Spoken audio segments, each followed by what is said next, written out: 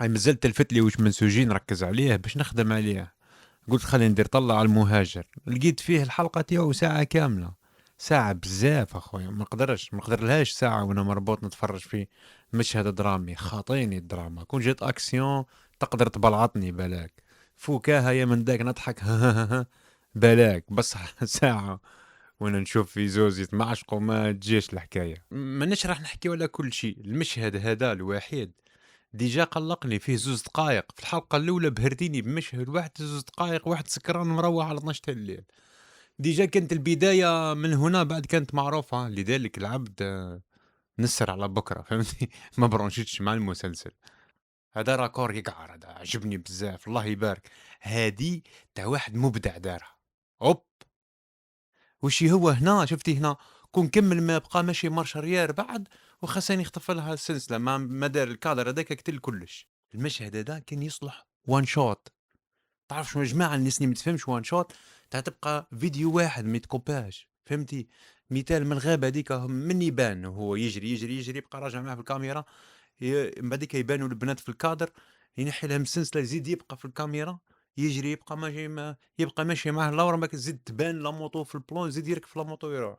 عموما ما نشجعش على السرقه بس على الكادر عجبني. برافو اللي كان ريسبونسابل على الحكايه دي. ماركري ما درتيهاش ولا حبيتي ديرها بصح يعطيك الصحه بصح. جي بونس الطوموبيله دي شفتها اليوم عدات في الحلقه تاع دي غورديا ما نعرف. والله يا جي بونس شفتها عدات اليوم ما نعرفها. كون بعدتها السيكونس هذه لسميرة تيفي كش متعقب هيك كاش ميسيون مارغري لي ليبس. اه طويلة طويل طويل ما هذيك تبوش على بعضنا طويل مش هذا طويلة غير ما كلها تبلعطونا. يدرك كيف ما خساني وهذا خساني والسيد هذا ديما يلعبوا قومانا وربي معانا ورعطيه وزعما هما بوندية مافيا تاع زوز دور فهمت. هو الكليكة اللي معاه شوفوا نفس الشخصية يحب يلعبها ديما ولا نكريتيكيو في الحاج الأخضر احنا مالنا. هو ده عنده نفس الشخصية ديما يحب يلعبها. حتى الحاج الأخضر ديما يحب يلعب الشخصية ديك. يا هي تسمى كل واحد وين يلقى روحه. المهم هذا هو الترانزيسيون اللي قلت لك عليه. كيشكم ما ديروش لا دراغ وزطلة والموس وتروازيتوال وترطريت في فيلم ما ينجحش بالنسبة لي. تخيلوا يا جماعة يمثلوا دور واحد آخر يعني يقدروا والله يقدروا يستغنوا على الأدوار هذه خلاص. لأنها ركيكة ما مش هو الجمهور المستهدف هنا. أعطيني بركة كي في مشاهد تمثيلية كيما هادم شكون الجمهور اللي راك تستهدف فيه.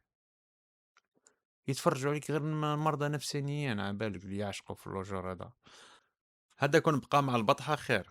كون كبشتي في ليكيب تاع البطحة خير ديجا سي بون شتي طلعتي طلعتي في راس الجزائريين بالشخصية تاع برنو اكسبتاوك الجزائريين والفنا به جا خفيف وكذا كذا.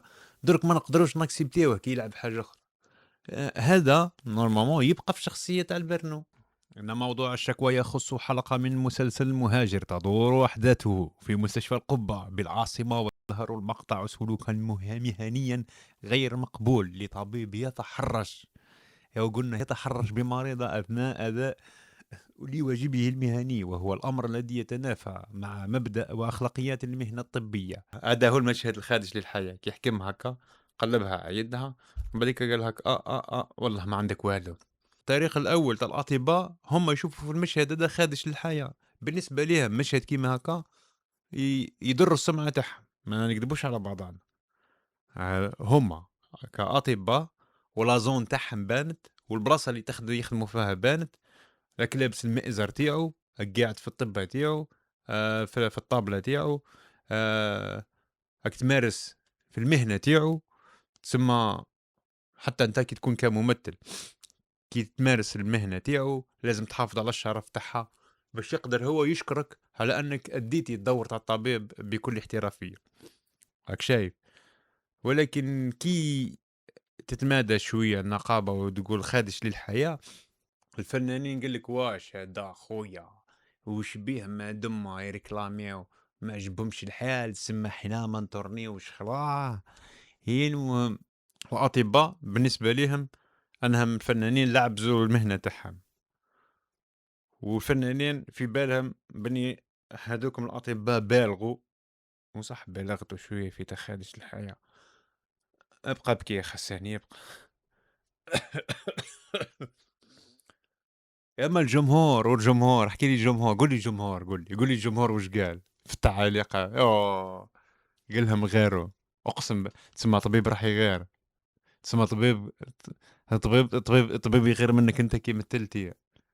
الطبيب ما تتعظوش يا جماعة، يجزيوكم بلا تعيس. شوفوا الستيل تاع العمل هذا ككل رأيي فيه هكا ما نتكيفوش، ما نقدرش يركب في مخي، ما يقدرش، ماهوش من مخي صراحة تُقال يا جماعة، هذا ماهوش ذوقي، ماهوش لوجور تاعي. الأعمال هذه ما نقدرش نتفرجها، حتى كي نتفرجها فوق قلبي.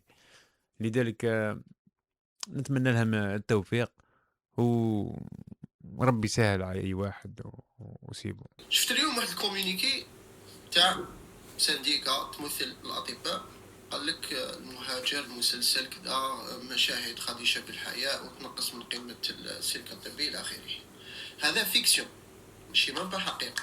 أنا نعطيك الحقيقة ودير لي عليها كوميونيكي من فضلك. أولا عندك هذوك الرقاة اللي راهم يديروا رقية أونلاين، عندك هذوك الناس اللي راهم يديروا لك فيديو سبونسوريزي ويقول لك داوينا فلانه عندها ميتاستاز ستات كات كانت راح تموت بعنا لها الخلطه تاعنا وبرات. ولا هذاك الراقي اللي يقول لك جابت لي وحده من سي بي ام سي كونسير وداويناه.